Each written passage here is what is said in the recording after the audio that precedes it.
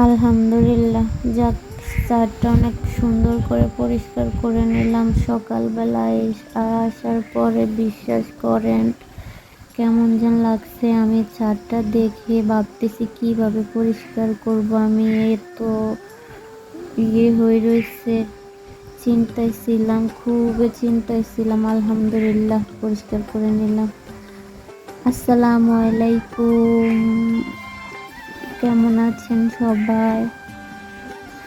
সকালবেলায় দেখেন ছাদে আসছি, আসার পরে কি যে অবস্থা। অনেক দিন বৃষ্টি হওয়ার কারণে অনেক দিন পরে ছাদে উঠলাম। কিছুদিন আবার বাপের বাড়িতে বেড়ে আসলাম। ছাদে উঠে দেখি এই অবস্থা, ছাদের খুবই খারাপ লাগতেছে। কিভাবে কি করব আমি মাথায় ধরে না।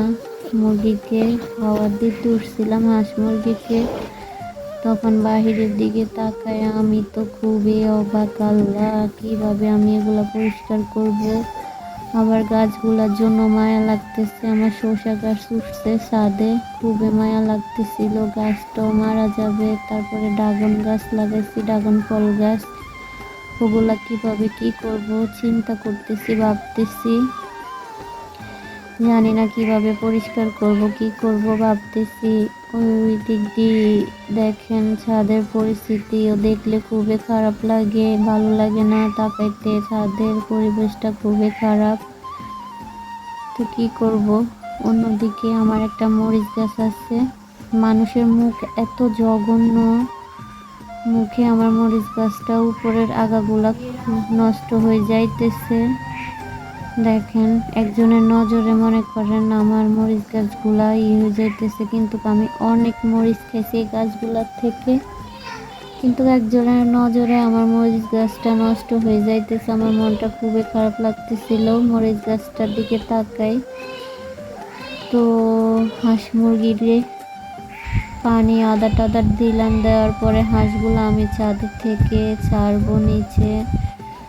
ভালোই লাগতেছে ওদেরকে দৌড়াই দৌড়াই ছাদে। দেখেন কিভাবে উড়াল দিবে, এখন দেখবেন এত ভালো লাগে ওরা উড়াল দিয়ে যখন ছাদ থেকে নিচে নামে। আমাদের নিচে একটা মাঝখানে একটা খালি জায়গা আছে, ওইখানে একদম নেচা আমরা অনেক উঁচা করে ঘর বানাইছি, কারণ ওটা পুকুরের মতো হয়ে গেছে নেচা। ওইটাতে এখন হাঁস, বৃষ্টির পানি জমে, বৃষ্টি আসলে ওইটাতে এখন হাঁস নামবে। দেখেন এত সুন্দর করে উড়াল দিব, খুবই ভালো লাগে দেখতে। অনেক উপরের থেকে হাঁসগুলা উড়াল দিয়ে নামে, দেখতে খুবই ভালো লাগে।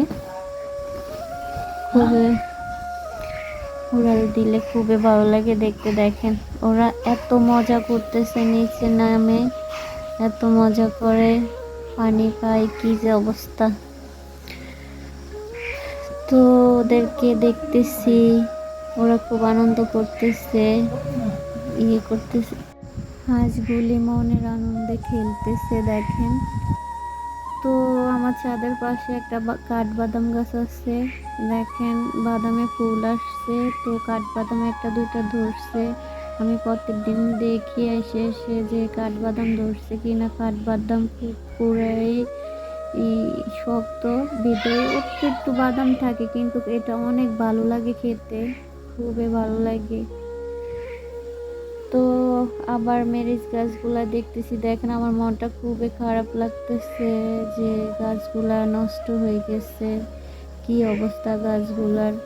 তারপরে ভাবতেছি কিভাবে সরাবো, কিভাবে পরিষ্কার করবো, ওইটাও ভাবতেছি। মানে খুবই চিন্তার বিষয়।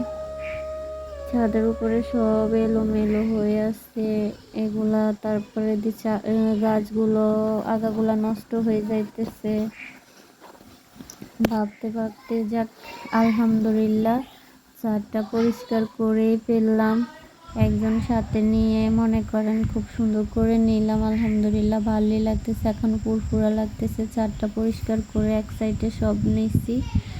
তো আমার ভিডিওটা ভালো লাগলে আমাকে সাবস্ক্রাইব করে দিবেন। আল্লাহ হাফেজ।